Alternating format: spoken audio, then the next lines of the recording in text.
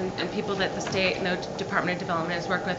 Is there anything in there, and I hate to use this term because it's bantered around so much in the presidential elections right now, but to spread the wealth, as far as, is Battelle, which is a fantastic research place, is not vying for, bulk of the money in one position or one place, Sure. for example? I think that think back to the evaluation criteria. Our charge here is to invest in programs that will develop jobs in a relative near term.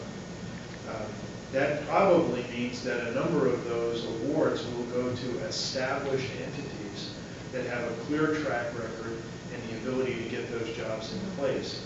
It's going to be a constant balancing act for us.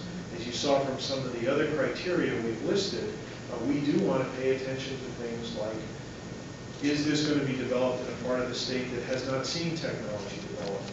Is this going to be developed in a way that brings in companies that have not traditionally been involved in the sector, particularly minority and women-owned companies? Is it going to create jobs that meet the needs of underemployed or unemployed Ohioans? So we're going to be doing that balancing, and we haven't really thought about, who are the entities who will get that. I think that's going to be based on what their track record is and what they can prove in their application. I think the other key, and the Lieutenant Governor mentioned this early on, is that all of this is taking place within the context of the strategic plan that the Department of Development has written. And so that's going to be part of the review process, particularly when we sit down with the other folks from other components of the stimulus package to make sure that we're investing in projects that fit within the plan that we've devised and are investments that make sense for the state of Ohio. What happens after the 3 years? Have you contemplated that? Do you have a long-term past the 3 years? If this, in fact, becomes, great boon for Ohio's manufacturing? The quick answer is we have been so focused on trying to get the 3-year program implemented that we haven't thought a lot beyond that. But I think that what we hope to do in this process is to learn, particularly in those other technologies, where the right investments are for Ohio. What are the technologies that have the potential to pay off? And then I think we're going to have to think through how we build on that foundation that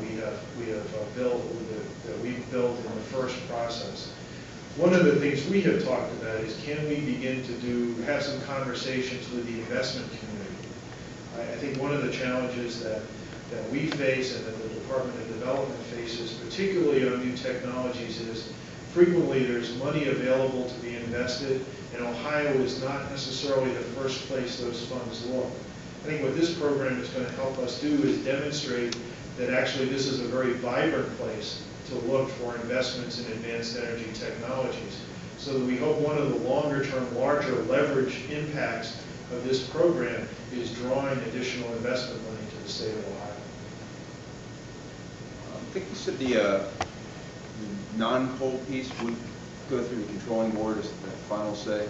So the coal piece would not, the Air Quality Development Agency would have the final say on it. Correct. And why was that decision made?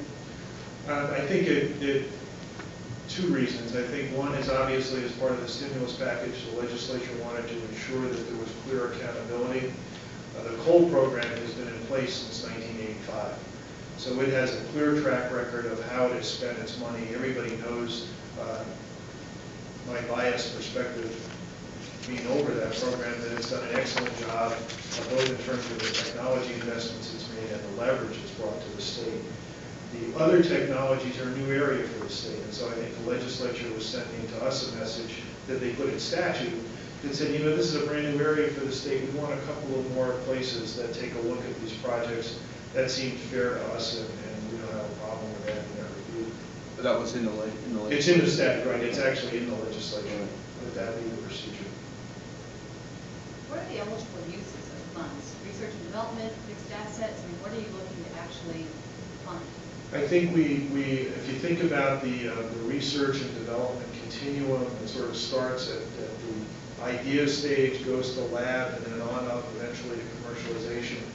We are clearly targeted at the commercialization side, that spectrum. That, for example, is a key difference between this program and the Third Frontier year, which is back toward the middle of that spectrum. Money can be used for capital assets. It can be also used, depending on the source, for working capital. The caveat for the funding on all of this, which is a reality we're all living with, is all the money to support this program is raised through the issuance of state bonds, general obligation bonds. You all know that that market is incredibly volatile at the moment. We believe today that we'll be able to issue those bonds early in 2009. That will then make the money available right around the time the review process is concluding. But frankly, there's a big asterisk next to that. It depends on what the bond markets look like in January and February to time the actual issuance of the bonds.